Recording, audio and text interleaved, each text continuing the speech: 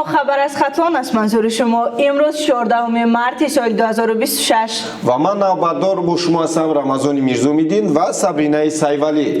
اینک توجه نمایید به سرخط خبرها. سفر کاری رئیس ولایت خطلان دولت علی سعید به ناحیه واسه در شهرهای باختر، نورک و بالجوان فستیوال بازی‌های ملی ورزشی برگزار گردید. بازداشت جوان دختری 19 ساله برای اداره نمودنی واسطه نقلیات بدون شهادتنامه رانندگی. شرح بیشتر خبرها. امروز رئیس ولایت خطلان دولت علی سعید ضمن سفر کاری خود به ناحیه واسه در معرکه نهالشینانی در شهرهای واسه و علیم اشتراک نمودند. همچنین رئیس ولایت میدانچه ورزشی را افتتاح نموده از یک قطار انشاءات ساختمانی بازدید نمودند. در ادامه سفر قبول سیاری رئیس ولایت خطلان برگزار گردید که معلومات مفصل را از تلگرام کانال روزنامه خطلان مطالعه کرده می توانید. در شهر باختر، نورک و بالجوان فستیوال بازی‌های ملی ورزشی با اشتراک جوانان و دوستداران ورزش برگزار گردید. فستیوال مذکور در موضع خوشباد و هوا دایر گردیده. در آن نمودهای گوناگون ورزشی ملی که خاص جشن نوروز و فرهنگ بای ملت تاجیک میباشند به نمایش گذاشته شدند.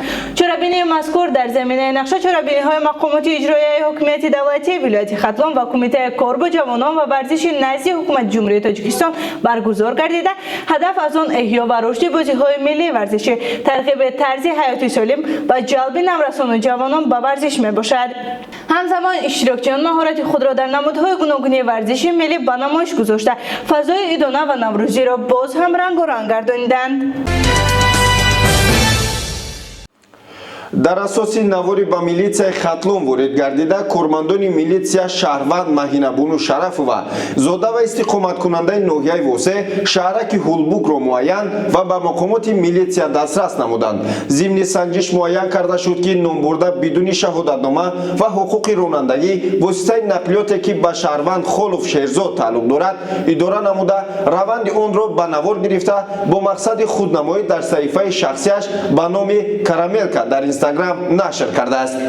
در نتیجه نسبت جوان دختر برای به حقوق رانندگی اداره نمودن واسطه نقلیات طبق طلبات ماده 336 قسم 1 و نسبت صاحب автомашина شهروند شیرزاد خلف برای واگذاشتن واسطه نقلیات به شخصی که حقوق رانندگی ندارد طبق طلبات ماده 336 قسم 2 کودکس حقوق ویرانکنی ماموری جمهوری تاجیکستان پروتکل حقوق ویرانکنی ماموری ترتیب داده شده در بررسی قرار دارد. مقامات میلیسیا به شهروندان خاطررسان می‌نماید که اداره نمودن واسطه نقلیات به شهادتنامه رانندگی قاعده ویرانکنی داخل حرکت در راه محسوب یافته قانونگذار برای این کردار جریمه به اندازه 250 نشان دهنده برای حساب‌ها برابر به 19500 تومان مقرر نموده است. علاوه بر این برای شخصی که واسطه نقلیات را به شخص حقوق رانندگی نداشته واگذار می‌نماید 200 نشان دهنده برای حساب‌ها برابر به 16500 تومانی با محروم نمودن از حقوق رانندگی به مهلت 5 سال جزا پیش بینی شده است. خبر و معلومات بیشتر را از شبکه‌های اجتماعی روزنامه خطلان دسترس کرده می توانید.